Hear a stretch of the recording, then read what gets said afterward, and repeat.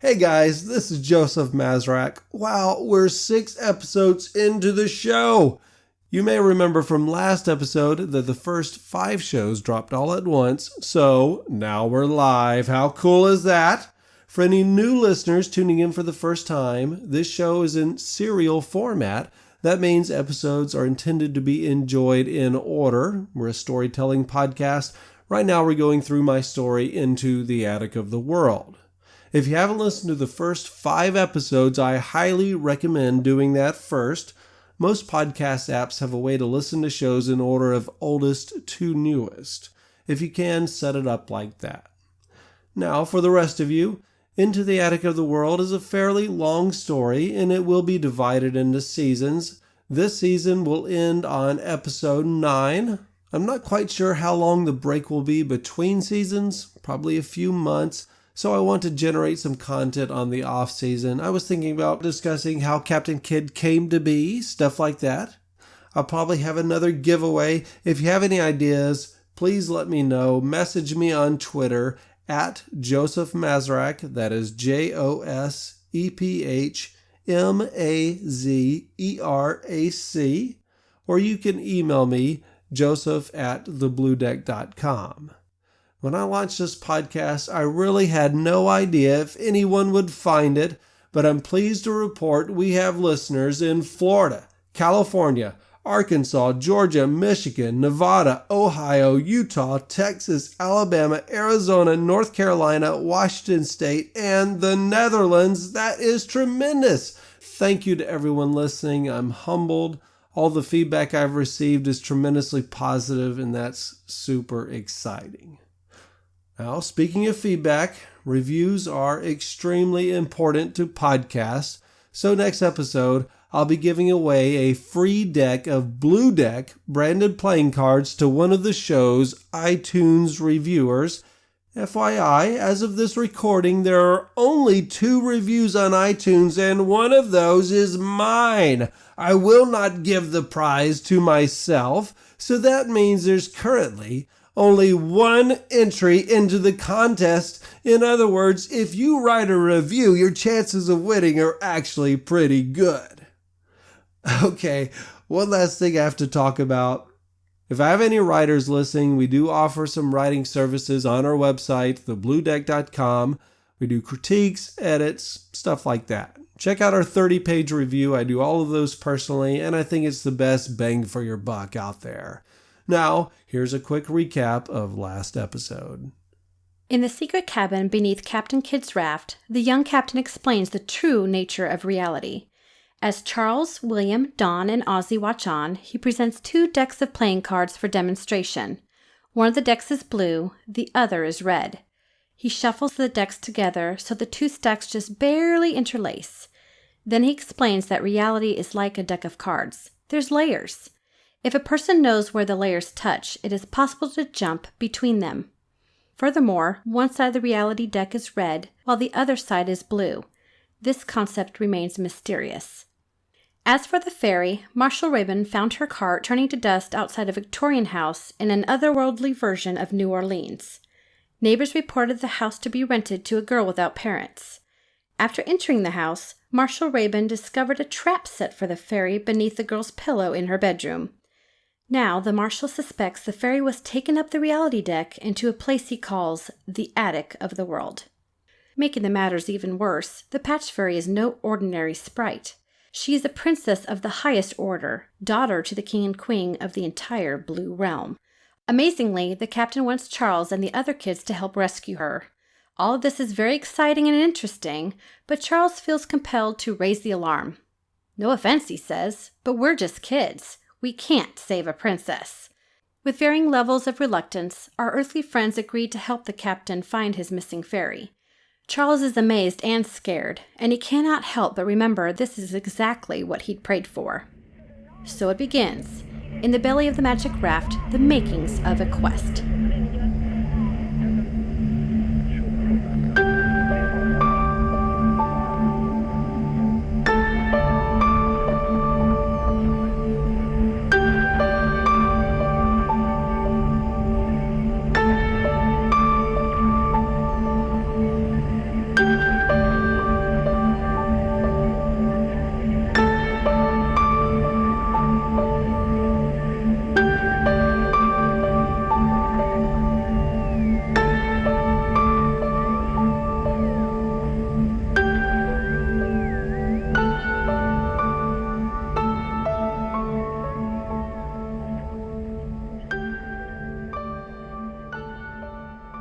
And now, into the Attic of the World, Chapter 6, The Way.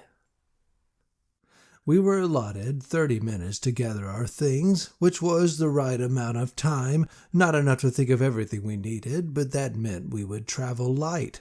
Also, 30 minutes meant we were too busy packing our book bags to think of how incredibly reckless we were being. After all, we were gearing up to follow a strange kid with a magical raft and a grizzly cowboy with revolvers on his hips, follow them into the forest no less. That sort of irresponsibility could end with our pictures on the sides of milk cartons. What's more, apparently we were leaving the magic raft behind. When my bag was packed, I took a moment to peek into my brother's room. Tommy was squatting by his bed, arranging stormtroopers into battle positions amidst his sheets. From around his pillow, the stormtroopers' movements were being watched by a small contingent of rebel soldiers, chief among them Luke Skywalker in his Hoth snowsuit. The Jedi had a lightsaber in one molded plastic hand and a blaster in the other. "Tommy," I said, "want to go on an adventure?" Oh, how I wanted him to say yes, but he scarcely even looked up. "Nah," he muttered, and went right back to playing. Although he was years older than Dawn's little sister Layla, he was still only 11. Maybe that was too young to hear the captain calling. My shoulders slumped. "See you later." Then closing the door behind me, I left him to his own alternate version of reality. I'd have expected the marshal to lead us into the forest from atop a horse. That's not how it happened, though. He walked with us, the heavy heels of his boots coming down on the pavers like clomping hooves. The old cowboy's holstered pistols brushed against his marching legs. Captain Kidd walked beside him, the cowboy's long rifle slung over one shoulder and carrying his wartime satchel on his back. Why no one stopped us or called the police must have been more magic. Ozzy was darting ahead, running and stopping. He wore a Jose Canseco jersey and had an aluminum baseball bat. He'd swing the bat, spin around, and take off running, all the while spouting make-believe play-by-play commentary. William sometimes ran ahead with him, wrestling Ozzy for the bat so we could have a go. Lucky no one got knocked in the head. Dawn walked with me. We trailed the young captain and the cowboy marshal.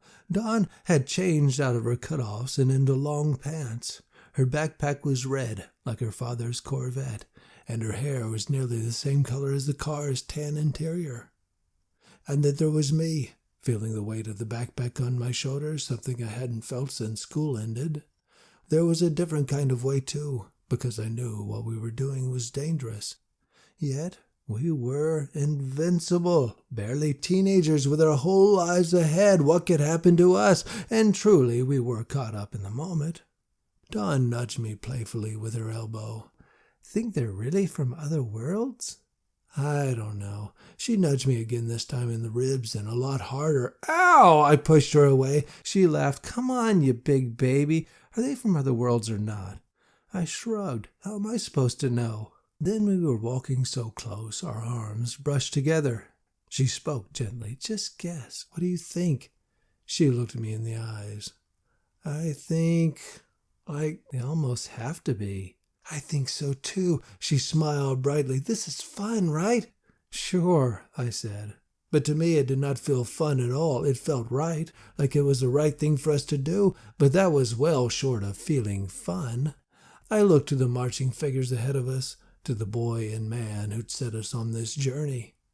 Did they have any idea of the strangeness of what we were doing? If so, they didn't show it. For that matter, neither did William or Ozzy. Dawn was the only one showing any anxiety at all. She conspired in a hushed voice. "They might be crazy." "Might be, but I don't know," I said again, and looked back along the lake in the direction of our houses disappearing into the distance. "The raft was pretty amazing, like magic," I admitted. "Rare magic," she said. "And what about the monsters?" She took my hand in hers. That felt, well, it helped me think of the adventure as a good idea, I can say that much. But then she let go of my hand to grip the straps of her book bag. "Come on," she said, and then we were running to catch up to the others. Where the walkway divided, Marshal Rayban took the lead, guiding us away from the pool complex and basketball courts and toward the forest. After a short distance, near the thick growth of trees, the paving stone walkway ended at a raised boardwalk. I had walked upon those weather-treated boards with my father several times, but even then the pathway had an eerie feel. Old trees shaded the curving path with canopies sagging with moss. Spiders, big ones like silver and yellow orb weavers, spun webs high up in the trees, high enough to walk under, but sometimes lower, down around face level where boys could walk into them if they weren't careful. The cowboy, however, did not intend to use the established trail. Captain Kidd took out his compass. Still the needle bounced. "Which way?" he asked. The marshal stepped left into the grass and fallen leaves. Past him, at the edge of the forest, was a tall, broad gate of rough-cut timbers. The crossbeam above the gate was decorated with a long-horned bull skull. How we had managed to pass this way so many times without noticing such an obvious landmark, none of us could say, but here it stood, looking decades older than the neighborhood itself. The marshal took out a revolver, spinning the cylinder to check the bullets, then holstered it again. He spoke to us, his voice dry and grumbly like a thirsty bear. "Ever been in these woods, kids?" We all nodded. "Good," he said. "Then you know how thick it is." He opened the gate. "Step high and keep moving. When I say so, we'll stop and check for ticks." "Mister," I said. I paused, giving myself time to form my feelings into words. I looked to my friends, each of them looking to me. I was not the leader of this rescue party. That was Captain Kidd, or maybe the marshal, but I was still leading my friends. I would lead them back home if necessary. "What's up?" William asked. "You don't want to go?" I looked from William to Don, to Ozzy, then to Captain Kidd in his vest full of patches, and last up at the marshal. Marshal Rayban's face was like leather, his beard silver wires, his eyes beads of rusty glass. He was well over 6 feet tall and strong, even though he was old. Walking into a forest full of ticks, spiders, and snakes to find a kidnapper was just his thing, what he was built for. But I was in a t-shirt, not a duster, sneakers, not cowboy boots, and I had a folding knife in my pocket, but no guns. "Where are you taking us?" I asked. The marshal rolled his bottom lip. "I told you, son, to the shuttle." "What's that?" I still didn't know. "It's how you get to the level above this one, the next card up in the deck." He smiled a little, amused in a way that scared me. He eyed Captain Kidd, then looked at me again. I didn't know what to say, but I knew I wasn't about to follow this creepy stranger into the woods without more information. "Why?" I asked, realizing that each of my questions was shorter than the last. "Why what?" he rasped. Then speaking quickly, I said, "Why up? Why not some other way?" Then Ozzy, God bless him, added, "How do you know the Patch Fairy is around here someplace?" "Because I followed her trail," the marshal growled. "Not hers, you can't track a fairy, but I tracked the girl who stole her." Finally, we were getting somewhere. "Why can't you track a fairy?" I asked. "Charles." The cowboy studied me.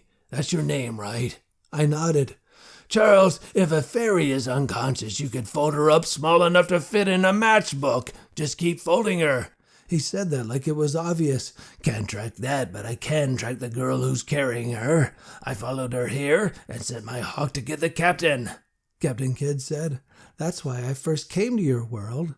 Then the cowboy, "I got here first and looked for her. You might have seen her yourself, a girl about your age with black hair streaked blue. She has blue eyes and pale skin." He paused. "You seen a girl like that?" Don spoke quietly. "I did when I was walking Pepsi. That was her dog's name."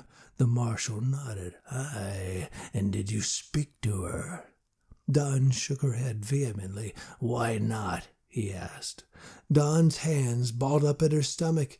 She felt wrong, gave me the chills, and Pepsi started barking at her. He never does that.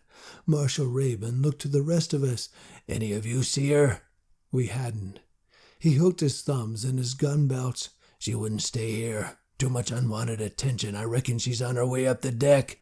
"But how do you know that?" I asked. More than asked, I pleaded. "Even here people go missing all the time." It was true. The show Unsolved Mysteries was all about missing people. The cowboy sniffed the air, his nostrils expanding over the silvery tusks of his mustache.